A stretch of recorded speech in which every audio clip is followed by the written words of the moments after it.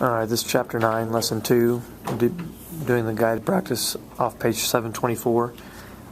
This lesson is about theoretical probability versus experimental probability.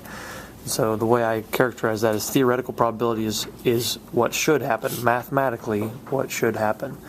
This is setting up a ratio based on the math of it. Experimental probability is what actually happens. So this means you've actually done some experiments and seen what in the real world what actually is happening.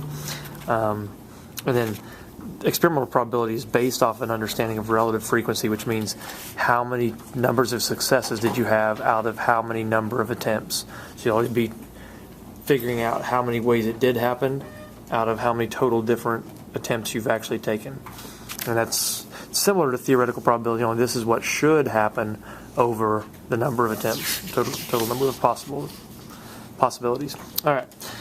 So number one says a coin is tossed 50 times and lands on heads 28 times, and it basically wants to have you compare the theoretical and experimental probability. So theoretically, in theory, we know that the chances of you getting a heads, you have a 1 out of 2 chance. This is what we call theoretically.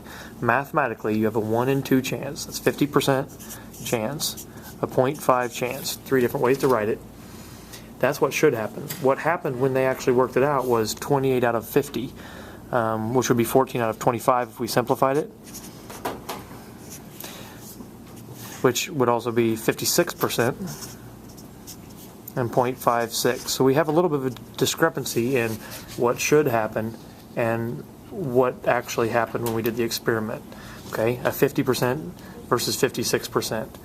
Not a huge discrepancy, and one thing that you should learn about experimental probability and theoretical probability is the more experiments you do, the more likely you are to have those two, the theoretical and experimental, be closer to each other.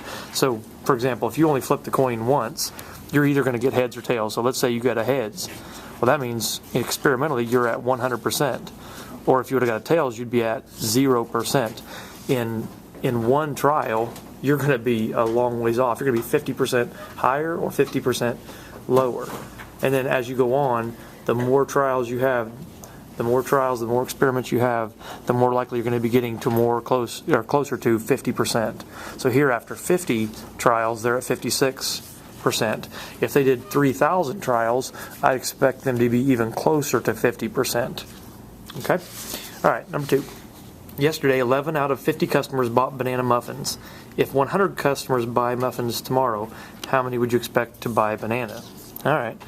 So I'm going to write that like this. There were 11 banana muffin buyers out of 50 total customers.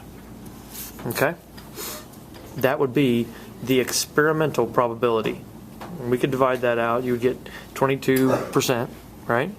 22% of the customers were buying banana muffins.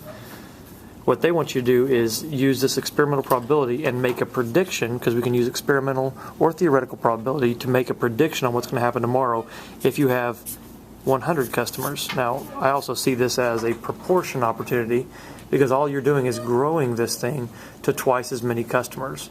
Twice as many customers, probably going to be twice as many banana muffin buyers.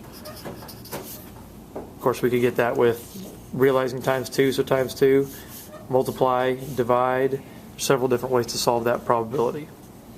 You could also use that to say, okay, what if I wanted to know if I had 3,000 customers or 3,207 customers? Once again, now we would have something that would be a little more difficult, but we could multiply and divide, or we could find what you multiplied by.